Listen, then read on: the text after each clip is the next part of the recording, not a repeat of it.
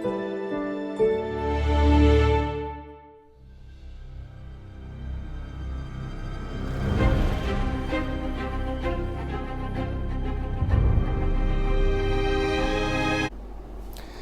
दोस्तों, मैं CA Rahul Gupta welcome करता हूं आप सबको अपने यूट्यूब चैनल में। आज हम दोस्तों सीखने वाले हैं how to file income tax return for a salaried individual. मतलब अगर आपके पास सैलरी की इनकम है और एक हाउस प्रॉपर्टी की इनकम है और कुछ अदर सोर्स की इनकम है, तो आप अपनी इनकम टैक्स की रिटर्न को कैसे खुद फाइल कर सकते हो। दोस्तों, इस तरीके का डैशबोर्ड आपको दिखेगा जब आप इनकम टैक्स की साइट पे अपने पैन नंबर और पासवर्ड के साथ लॉगिन करेंगे। आप यहाँ पे जाएंगे e file income tax returns and then file income tax return. दोस्तों यहाँ पे देखिए सिलेक्ट असेसमेंट ईयर, ये असेसमेंट ईयर है 22-23। देखिए अब कुछ लोगों की ये क्वेरी हो सकती है, सर ये असेसमेंट ईयर प्रीवियस ईयर क्या होता है। तो उनको मैं बता दूं, मैंने ऑलरेडी एक वीडियो बनाई हुई है जिसपे फाइनेंशियल ईयर, प्रीवियस ईयर और असेसमेंट ईयर के बारे में बताया हुआ है। असेसमेंट ईयर वो ईयर होता है जिसमें हमारी इनकम को असेस किया जाता है। दोस्तों 31 मार्च 2022 जो ईयर अभी खत्म हुआ है, उसकी इनकम मैं 31 मार्च 2022 की रात को 12 बजे से पहले नहीं बता सकता, तो उसकी इनकम को असेस अगले साल किया जाता है, इसीलिए असेसमेंट ईयर एक साल आगे चलता है। ऑनलाइन रिकमेंडेड दोस्तों, ऑफलाइन वो लोग भर पाते हैं जिनके पास सॉफ्टवेयर्स होते हैं। ऑफलाइन करना है अगर आपको, तो आपको कोई सॉफ्टवेयर खरीदना पड़ेगा दोस्तों। वो आपको रिक्वायरमेंट अगर है तो ज़्यादा, अगर आप ITRs फाइल करते हैं तो आप सॉफ्टवेयर के थ्रू कीजिए, उसमें आपका डाटाबेस भी बन जाता है।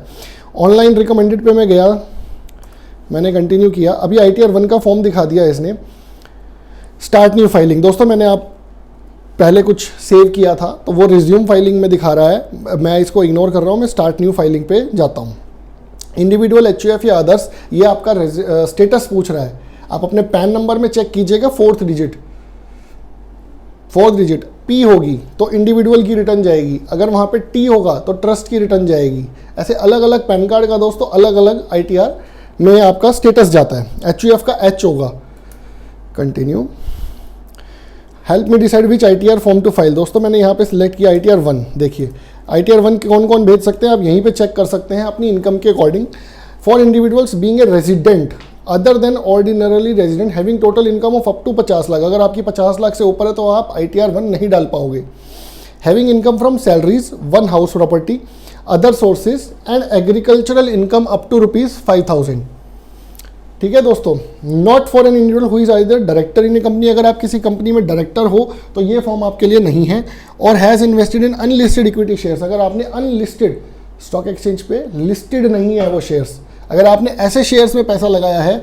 और in cases where TDS has been deducted under section 194N और if income is deferred on ESOP। ESOP मतलब एम्प्लॉय स्टॉक ऑप्शन स्कीम, मतलब आपको आपके एम्प्लॉयर ने कुछ शेयर्स दिए हैं अपनी कंपनी के।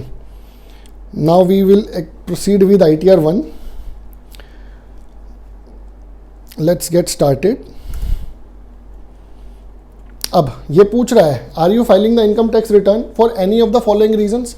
Taxable income is more than the exemption limit, और you have deposited 1 crore rupees in the current accounts, और you have incurred expenditure exceeding 2 lakhs for travel to a foreign country.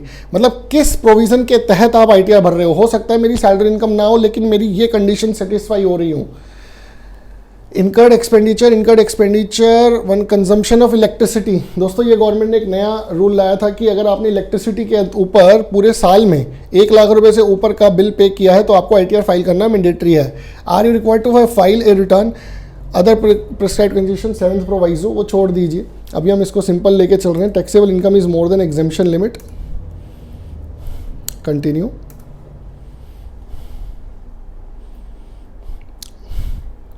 We have prefilled your return based on the information available. दोस्तों ये खुद ही अपनी आधी से ज़्यादा return file कर देगा। देखिए मेरी कोई सैलरी इनकम नहीं थी तो इसलिए इसने मेरी कोई सैलरी इनकम नहीं उठाई। अगर आपकी सैलरी इनकम होगी तो ये ऑटोमेटिकली उठा लेगा। आप ग्रॉस टोटल इनकम पे जाइएगा। पर्सनल इन्फॉर्मेशन को अगर आपको कुछ चेंज करना है, चेक करना है, आप चेंज करके चेक कर सकते हैं। नेचर ऑफ एम्प्लॉयमेंट,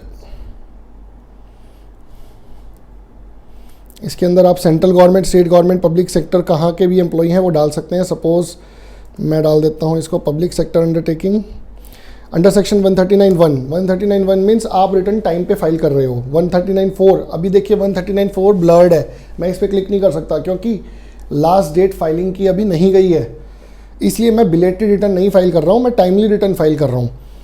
ठीक है। Filing in response to notice, अगर मेरे को कोई नोटिस इशू हुआ है डिफेक्टिव रिटर्न का, या कोई नोटिस इशू हुआ है, मैंने कोई इनकम एस्केप कर दी है अपनी असेसमेंट में, और ये 148 इनकम एस्केपिंग असेसमेंट, 142(1) में जिसमें असेसिंग ऑफिसर आपसे डाटा मांगता है कि आप अपनी रिटर्न फाइल कीजिए। Are you opting for new regime, ये न्यू रेजिम है दोस्तों, टैक्स स्लैब जो नए स्लैब रेट हैं वो हैं। अगर सैलरीड क्लास इंडिविजुअल चाहे तो हर साल अपना स्ट्रक्चर चेंज कर सकता है, लेकिन एक बिजनेस क्लास बंदे ने अगर स्ट्रक्चर चेंज किया, अगर उसने यहाँ पे किया कि मैं नए टैक्स रिजीम में जा रहा हूं, तो वो दोबारा पुराने स्कीम में नहीं जा सकता। बैंक डिटेल्स दोस्तों ये पूछेगा, यहाँ पे अपनी जो भी बैंक डिटेल्स आपको प्री वैलिडेट करनी है रिफंड के लिए, वो यहीं पे कर दीजिएगा। ठीक है, मैं कंफर्म करके आगे बढ़ता हूँ। पर्सनल इन्फॉर्मेशन हो गई है। अब मैं जाता हूँ अपनी ग्रॉस टोटल इनकम। अब ये यहाँ पे काफ़ी सारे क्वेरीज पूछेगा। Are you eligible to claim exemption in respect of expenditure incurred on cost of travel, इसको आप नो कर सकते हैं। स्पेशल कंपनसेटरी अलाउंस, ये आपका अगर एम्प्लॉयर दे रहा है तो आप येस कर दीजिए। Claim exemption in respect of HRA, suppose मेरे को एचआरए मिलता है तो मैं यहाँ पे येस करूँगा। Provide the amount to be claimed as exemption, दोस्तों आपके फॉर्म 16 के अंदर एचआरए का एग्जेम्पशन अमाउंट होगा। सपोज मेरे केस में वो 1,50,000 है। लीव ट्रैवल अलाउंस अगर है तो मैं येस करूँगा। Amount to be claimed as exemption suppose 50,000। Claim any other exemption, दोस्तों कोई एग्जेम्पशन जो यहाँ पे लिस्टेड नहीं है तो वो आप यहाँ पे डाल सकते हो। यहाँ पे आप टिक करेंगे, ठीक है, earn leave cash encashment, and यहाँ पे आप अपना अमाउंट डाल सकते हैं। ठीक है दोस्तों, अब मैं आगे बढ़ता हूँ।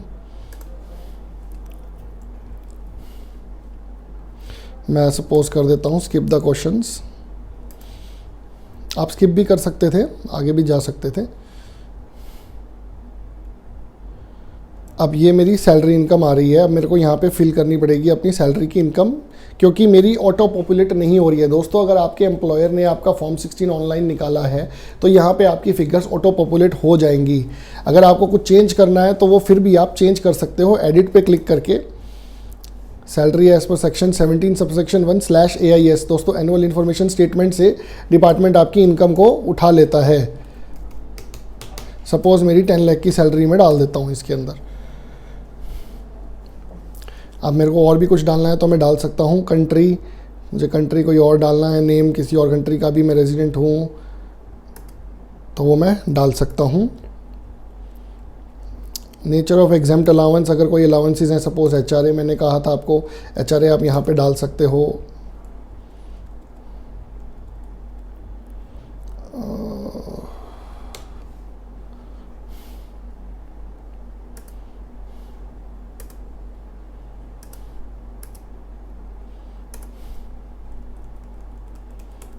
ठीक है दोस्तों, इस तरीके से आप अपनी डिडक्शंस डाल सकते हो। स्टैंडर्ड डिडक्शन दोस्तों बाय डिफ़ॉल्ट अपने आप ही वो 50,000 रुपये पिक कर लेंगे। प्रोफेशनल टैक्स आप यहाँ पे डाल सकते हैं अगर आपका ऑटो पॉपुलेट नहीं हो रहा है तो। मैं इसको सेव करके आगे बढ़ता हूँ। सपोज़ यहाँ पे मैं 50,000 डाल देता हूँ।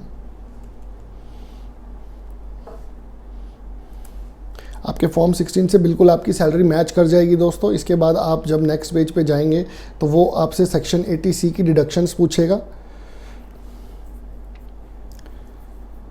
ये इनकम फ्रॉम सैलरी आ गई मेरी 9 लाख रुपए, 50,000 रुपये की स्टैंडर्ड डिडक्शन, 50,000 रुपये के मैंने अदर अलाउंसेस डाले थे दोस्तों। 5,257 रुपये का दोस्तों देखिए ये इसने मेरा सेविंग बैंक का इंटरेस्ट या इंश्योरेंस कमीशंस को पिक कर लिया है, और ये मेरी 5200 रुपये की इनकम को ऑटोमेटिकली डिस्क्लोज़ कर रहा है। 9,05,257 रुपये की मेरी इनकम आ गई है।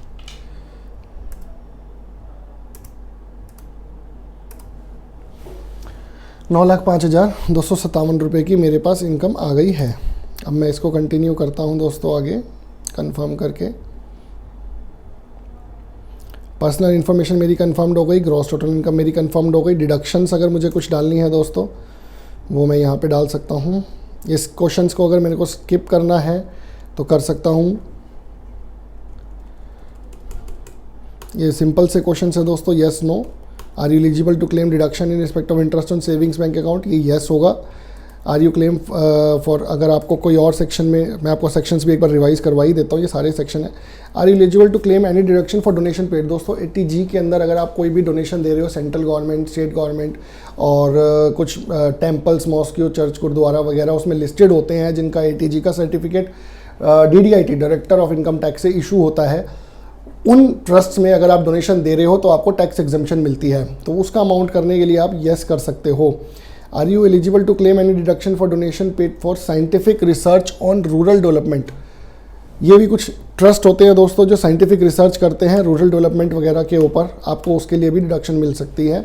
Are you eligible to claim deduction under section 80GG। अगर आपकी सैलरीड क्लास बंदे हो और आपको अपनी कंपनी से HRA मिल रहा है, ये बिजनेस क्लास का सेक्शन है, ये सैलरी क्लास बंदे का सेक्शन नहीं है 80GG।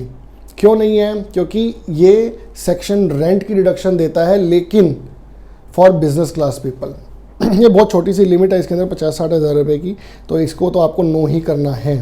मैं कर भी देता हूँ। Are you eligible to claim deduction in respect of payment made towards life insurance premium, public provident fund, 5 year tax saver deposit. Yes, अगर आपको यस किया, आपको अमाउंट का ब्रैकेट खुल जाएगा, आप कितना अमाउंट 80C में क्लेम करना चाहते हो। मैंने सपोज डाला 1,50,000, इसमें मैक्सिमम 1,50,000 तक की ही डिडक्शन मिलेगी। कंट्रीब्यूशन टू NPS दोस्तों, यस, इसमें मैक्सिमम आपको 50,000 की मिलेगी डिडक्शन। मेडिकल इंश्योरेंस प्रीमियम दोस्तों, ये भी आप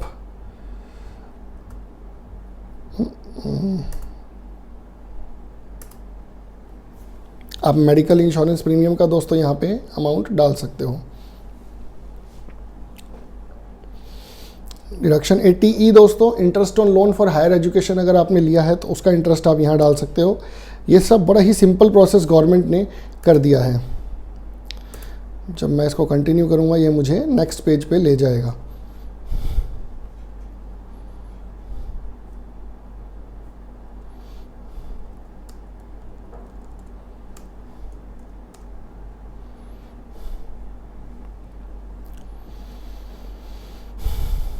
ठीक है दोस्तों, इस तरीके से इसने मेरी डिडक्शंस निकाल दी है, मेरा इन्वेस्टमेंट पेंशन स्कीम वगैरह सब इसने निकाल दिया है।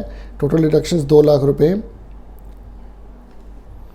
ये बेसिकली ये मेरे को थोड़ा चिता रहा है क्योंकि मेरी एम्प्लॉयर की तरफ से कोई डिटेल्स नहीं आई हैं, तो ये कह रहा है टोटल ऑफ चैप्टर 6 से deduction entry is more than the deduction details provided by the employer. मतलब मेरे एम्प्लॉयर ने इतनी डिटेल्स नहीं दी थी और मैंने ज़्यादा डिडक्शंस ले ली है। तो ये एक बार मेरे को जस्ट एक रिमाइंडर दे रहा है। आई कैन डेफिनेटली क्लेम, मुझे कोई रोक नहीं सकता इस चीज़ से। ठीक है, अब ये इस तरीके से पूरा हो गया है। इसके बाद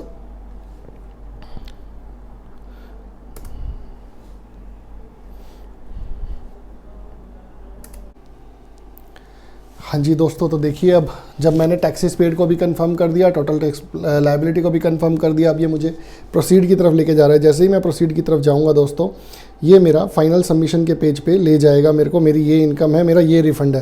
दोस्तों मैं रिटर्न फाइल नहीं कर रहा हूँ क्योंकि मेरे में बिजनेस इनकम भी है। मैं चाहता था आपको सिर्फ सैलरी की इनकम की रिटर्न्स मैं आपको इसमें सिखाऊँ। तो जैसे ही मैं इसको प्रीव्यू रिटर्न करूँगा एंड सबमिट करूँगा, उसके बाद मेरे आधार कार्ड के नंबर पर एक OTP जाएगा वैलिडेट रिटर्न के लिए। वो दोस्तों वैलिडेशन गवर्नमेंट के लिए इसलिए ज़रूरी है, कल को कोई ये ना क्लेम करे मेरी रिटर्न किसने फाइल कर दी, मुझे पता ही नहीं है। तो दोस्तों गवर्नमेंट ने या तो साइंड कॉपी वो बेंगलोर भिजवाते थे, या वो आधार कार्ड के मोबाइल नंबर पे एक OTP भेजेंगे, उससे वैलिडेट कराएंगे, या वो बैंक अकाउंट नंबर में, जो बैंक अकाउंट में फ़ोन नंबर है उस पर एक OTP भेज के भी आप रिटर्न को वैलिडेट कर सकते हो। जब तक रिटर्न दोस्तों वैलिडेट नहीं करोगे, वो रिटर्न एक वैलिड रिटर्न नहीं काउंट की जाएगी।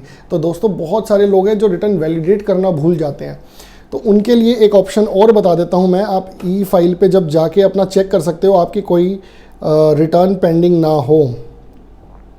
ई वेरीफाई रिटर्न, जब आप इस पर क्लिक करोगे तो ये दिखा देगा आपकी कोई रिटर्न पेंडिंग तो नहीं है ई वेरीफाई करनी। अगर वो पेंडिंग है तो आप उसको यहीं से ई वेरीफाई कर सकते हो। आधार पे OTP इंस्टेंटेनियसली आपका जनरेट हो जाएगा। आशा करता हूँ दोस्तों आपको सैलरी की रिटर्न आज अच्छे से समझ आ गई होगी। How to file a salary class persons individual income tax return. आप ऐसे ही हमारे YouTube चैनल के साथ बने रहिए। लाइक, सब्सक्राइब, कमेंट करना ना भूलें। जय हिंद दोस्तों।